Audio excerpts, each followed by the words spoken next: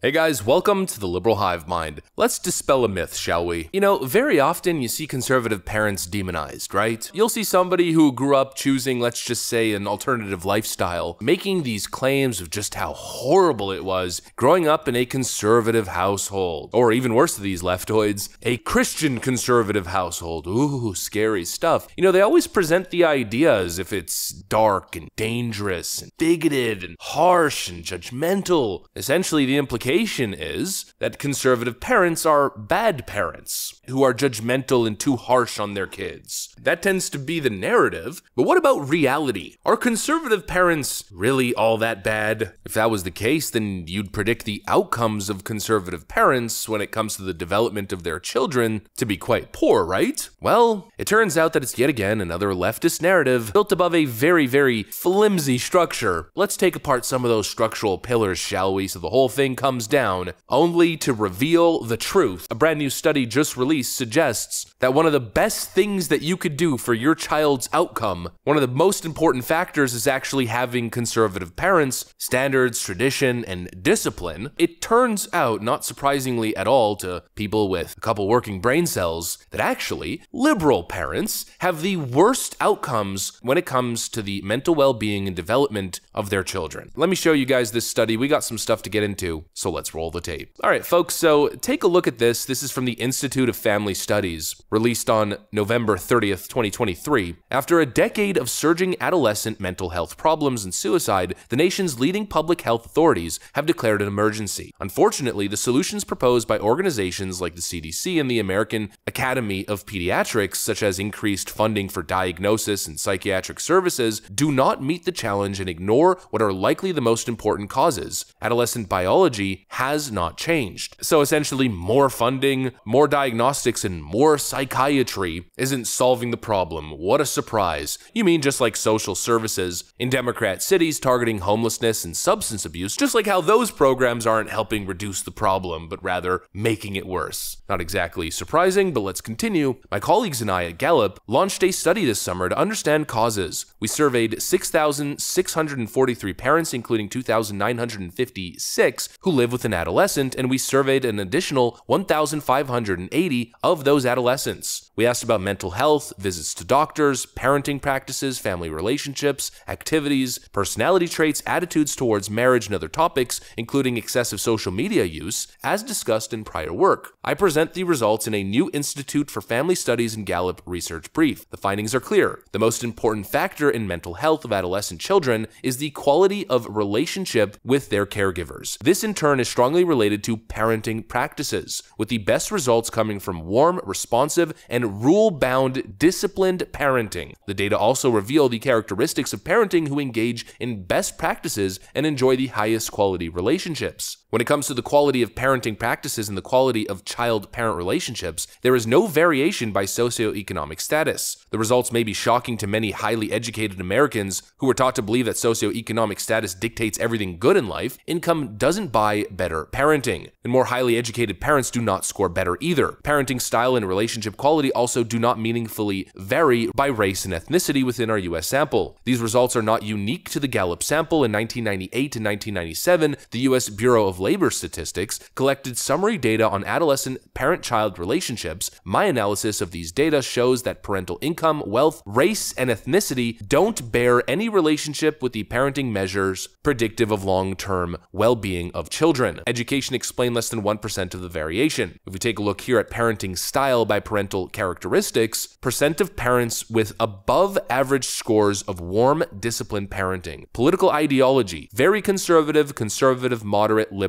very liberal. The data speaks for itself. There's little conclusion written here. Some parental characteristics do matter. Political ideology is one of the strongest predictors. Conservative and very conservative parents are the most likely to adopt parenting practices associated with adolescent mental health. They are most likely to effectively discipline their children while also displaying affection and responding to their needs. Liberal parents score the lowest, even worse than very liberal parents, largely because they are the least likely to successfully discipline their children. By contrast, contrast, conservative parents enjoy higher quality relationships with their children, characterized by fewer arguments, more warmth, and a stronger bond, according to Parents and Child reporting. What does that tell you? You know what that tells me? It tells me that pretty much everything that I believe when it comes to parenting, when it comes to values, traditions, standards, it tells me that I'm onto something. It tells me that I'm doing or thinking something right. It's presented in the data. You know, liberals want to live in this la-di-da, naive world where you can be a hedonist, you can be selfish, you can be lazy, you can do whatever you want, and it doesn't matter. You shouldn't be judged over your decisions. There's no standards. Don't be judgmental in this household. We accept everything. Obviously, that's a completely disastrous approach to parenting. It's a completely disastrous approach to literally anything in life. Could you imagine running your business that way? Oh, well, Keith's 30 minutes late again. The cash register was empty and I had to step in and do 2 jobs at once. Oh, well, that's just Keith. I don't want to be too judgmental. Maybe he grew up in less socioeconomic privilege than I did, and so I'm not going to scold him for it. Yeah, that's not how you would run a business. Then why would you run your family that way? Why would you run society that way and government that way? It makes no freaking sense. You know, leftist ideology is broken. It is a broken ideology. It's an ideology that shifts blame to some other entity at every point. Young women should practice safe sex. Young women, in my view, should not be promiscuous. They should protect the sanctity of their body. They should have respect for themselves, respect for their families, respect for their partners, find a good, loving man, and build a beautiful life and beautiful family. That's what young women should be doing. But if you tell them that, you're a bigot. If you say that, hey, we probably shouldn't be using abortion as emergency contraception, we should apply standards and discipline to the way that we move in this society, if you tell them that, apparently you're a bigot. But how does that make any sense? It simply doesn't. The conservative view is the right one. The conservative view is the one grounded in values. It's the one grounded in personal responsibility. It's the one grounded in building a flourishing society from the core element of what makes a civilized society, the family. Whereas liberals, I mean, they've let go. They don't care anymore. Open relationships, divorce, live and let live, the kid runs the frickin' house. Oh, what's that, little Timmy? You want to mutilate your body because you saw a TikTok video? Well, who am I to question that? All liberal parents want to do is avoid challenge, is avoid what it is to be a parent. Avoid the conflict, and simply just grant agency to the child as it wishes. And we're surprised that these children are pleasure-seeking, self-interested, focused in everything that's hedonistic and superficial. These kids have no discipline. They have no guidance. They have no warm, loving, disciplined guidance. That's what it is. Judgment is not evil. It's not to tear people down. It's to hold people accountable. You know, I have a friend who has a younger sister, and he's very concerned about her. She's 26 years old. She spent a whole lot of time in school, finishing her master's, just got her first job. She's headed towards 30, but still isn't even close to finding a husband. Doesn't even seem like she's, within the mindset. Seems to think that it's just gonna land on her doorstep one day, or that all the men that she's met are not good enough. She needs more and more and more. And my friend is very concerned about his younger sister because he wants her to get married. He wants her to experience love, family, and everything that's important in life. But she gets angry when he tells her that. She says that he's being an a-hole. But all he wants is for her to put herself out there, for her to find love, for her to,